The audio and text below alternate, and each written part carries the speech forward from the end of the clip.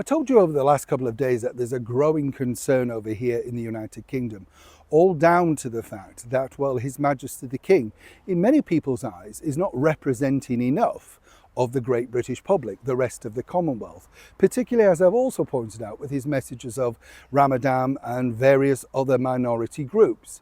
Basically, the deal is that, you are the defender of the faith, the Christian faith. Now, obviously, time moves on, different eras, monarchies, etc. Now, I'm sure many of you will agree that His Majesty the King does a lot of sterling work, a lot of charitable stuff, and without his name attached, without his presence, many things wouldn't get done. But of course, it's the negatives that people don't like that get picked upon. And now, even MPs and the Houses of Parliament are being forced into some kind of submission. As ever, let me explain. Morning, good to see you, chums. Thank you so much for joining me today. Nice to have your company. Welcome, one and all.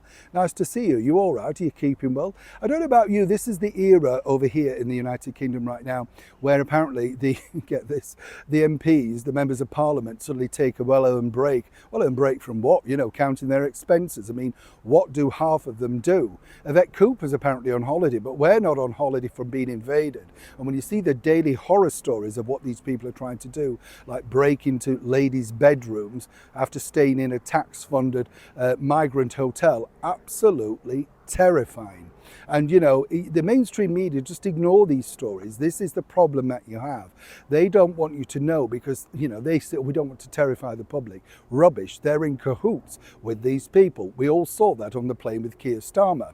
But there are one or two valiant people out there, including Chris Phipp, of course, who's a very prominent member of the Conservative Party, along with Robert Jenrick, right? Now, both Robert Jenrick and Chris have basically gone out and exposed many foibles in the current climate of the government, including Chris going out to a migrant camp where he was threatened with a machete. Oh yes.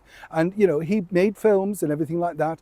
And Robert Jenrick also did something similar and also exposed the complete lack of lawlessness over here in the United Kingdom with the tube system. I told you about the tube and how basically, people are just walking through barriers without paying, nobody cares, totally exposed. And suddenly, a few days after Mr. Jenrick's very, very clever video, suddenly we had, sort of protection officers checking tickets that only lasted 10 minutes. And then, of course, they're all back again going through for free.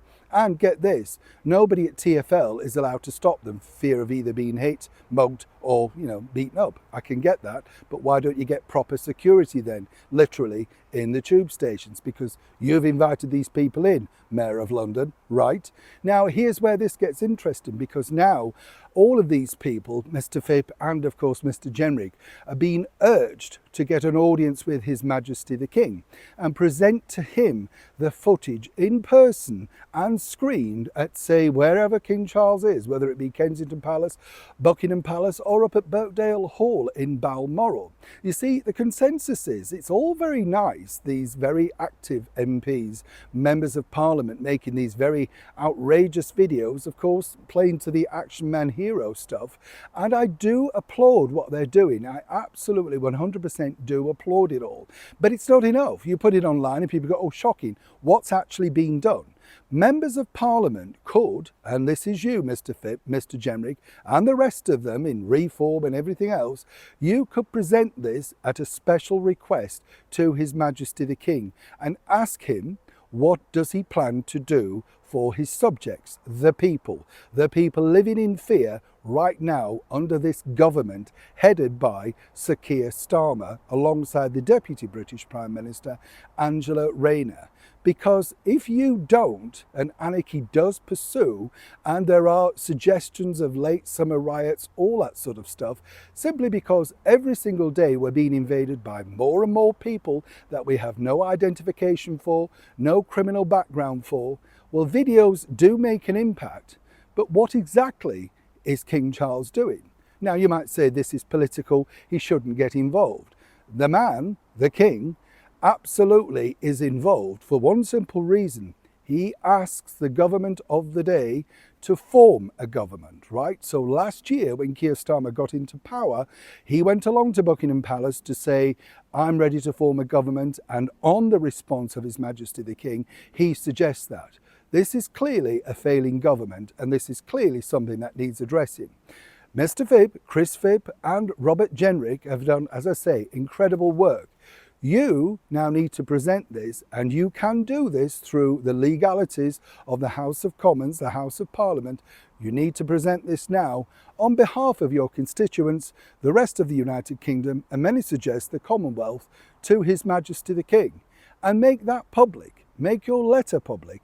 And anybody else that wants to go online playing superheroes and saying, how bad is this? What are you doing about it for the next stage? Lovely that you've gone so far and worked so hard. Now we need part 2. Neil Sean in the very heart of London.